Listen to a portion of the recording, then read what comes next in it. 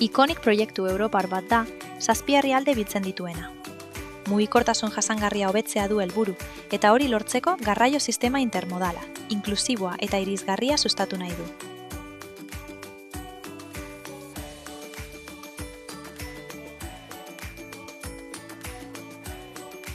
Adineko askok eta desgaitasunen bat edota gaitasun digital mugatuak dituzten pertsonek sentitzen dute gaur egun bidaiatzeko eskura dituzten aukerak oso konplexuak direla beraientzat.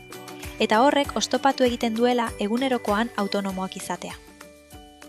Eta zer gertatuko litzateke beste mota bateko mugikortasun sistema bat eraikiko bagenu? Jasangarria, denentzako irisgarria eta oztopo fisikorik naiz digitalik gabea. Iconic proiektuak sistema intermodal berritzaileak sustatzen ditu. Askotariko garraiobideak konektatzen eta erabiltzaile bakar bat ere atzean uzten ez dutenak. Lehenik eta behin, herrialde bakoitzeko mugikortasun erronkak aztertzen ditugu, oztoporik handienak non dauden jakiteko. Kideekin batera, hainbat ideia garatzen ditugu garraio publikoa, mugikortasun partekatua eta oinezko naiz bizikleta bidezko joan etorriak hobeto konektatzeko, ibilbide arinagoak eta atseginagoak lortze aldera. Orain, Iconic jarraibide argiak eta finantzak eta esparruak prestatzen ari da.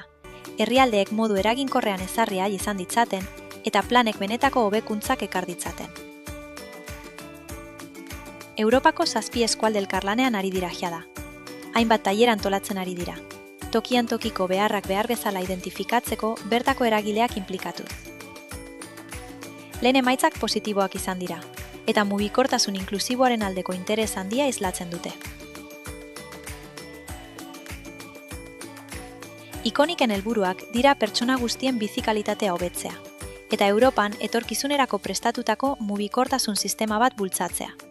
Hori lortzeko mugikortasun iraunkorraren kontrako oztopoak ezabatuz.